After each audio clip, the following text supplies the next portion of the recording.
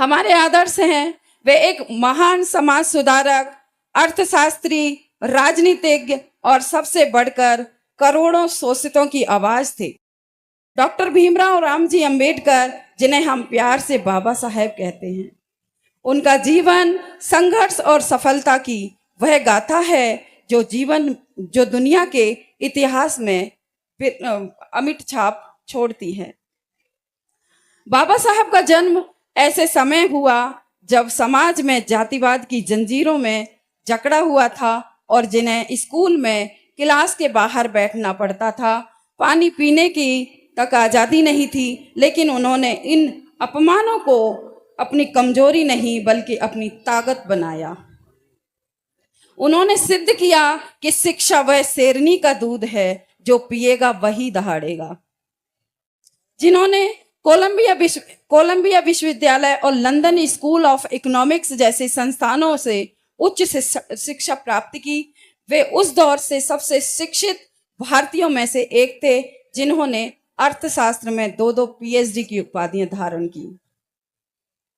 Doctor Ambedkar का सबसे बड़ा योगदान सामाजिक लोकतंत्र की स्थापना करना था।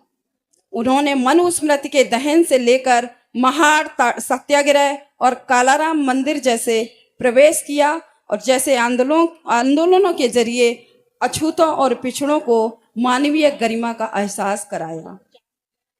उनका मानना था कि जब तक समाज के अंतिम व्यक्ति को सम्मान नहीं मिल जाता, तब तक देश की आज़ादी अधूरी है।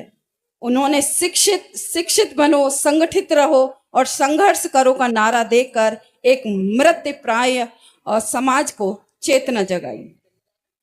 और सिर्फ बाबा साहेब का गुणगान करना ही नहीं, बल्कि आज मैं यहाँ बोल रही हूँ और ये हायर एजुकेशन प्राप्त कर रही हूँ, तो ये बाबा साहेब की बदौलत है। अक्सर लोग बाबा साहेब को केवल दलितों का नेता मानते हैं, लेकिन वे भारत की समस्त नारी जाति के सबसे बड़े मुक्तिदाता थे। उन्होंने स्पष्ट किया कि मैं किसी भी समाज की, किसी भी समुदाय की प्रगति को उस समुदाय की महिलाओं द्वारा हासिल गई प्रगति से मापता हूँ। उन्होंने जब हिंदू कोड बिल पेश किया तो उनका उद्देश्य महिलाओं को संपत्ति में अधिकार, तलाक का अधिकार और गोद लेने का अधिकार दिलाया था। जब संसद में इस बिल को पूरी तरह स्वीकार नहीं किया गया तो उन्होंने अपने मंत्री पद से इस्तीफा दे दिया और यह उनके सिद्धांतों के प्रति अडिगता का प्रमाण था। साथियों, हम घर परिवार चलाते हैं तो कहीं ना कहीं हारी परेशानी बहुत सारी हमें झेलनी पड़ती हैं, लेकिन हमें हताश नहीं होना है, किसी भी तरह से हमें हारना नहीं है। भारतीय संविधान और राष्ट्र निर्माण संविधान सभा की ड्राफ्टिंग कमेटी के अध्यक्ष के रूप में उन्होंने भारत को ऐसा दस्तावेज दिया जो विविधता में एकता का सूत्र है। उन्होंने संविधान में केवल नियम नहीं लिखे, बल्कि लिबर्टी, इक्वालिटी, फ्रेटर्निटी के मूल्यों का बीड़ा उठाया। चाहे वह वोट देने का अधिकार हो, मजदूरों के लिए 8 घंटे का नियम हो या रिजर्व बैंक ऑफ इंडिया की स्थापना की नींव, हर जगह बाबा साहब की दूरदर्शिता की झलकती है। जीवन के अंतिम पड़ाव पर उन्होंने 1956 में लाखों अनुयायियों के साथ बौद्ध धर्म को अपनाया। उन्होंने स्पष्ट किया कि वे उस धर्म को मानते हैं जो स्वतंत्रता, समानता और भाईचारा सिखाता हो। उन्होंने विज्ञानवाद और तर्क पर आधारित जीवन जीने का मार्ग दिखाया।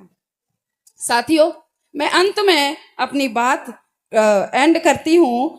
कहना चाहती हूँ कि मैं बाबा साहब हैं, वो केवल एक व्यक्ति नहीं बल्कि एक विचार है। आज हम जिस स्वतंत्र भारत में सांस ले रहे हैं, उसकी नींव में उनकी कलम की ताकत है। उनके प्रति सच्ची श्रद्धांजलि यही होगी कि हम उनके दिखाए हुए मार्ग पर, समानता के मार्ग पर चलें और शिक्षा को अपना हथियार बनाएं।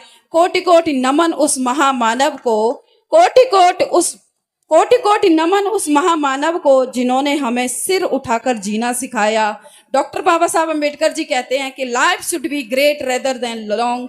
जीवन लंबा होने के बजाय महान होना चाहिए, महान होना चाहिए। आप सभी ने मेरी बात को ध्यान से सुना, उसके लिए तहे दिल से शुक्रिया, बहुत बहुत आभार। सभी का वंदन। जय भीम, नमो बुद्धाय, जय संविधान।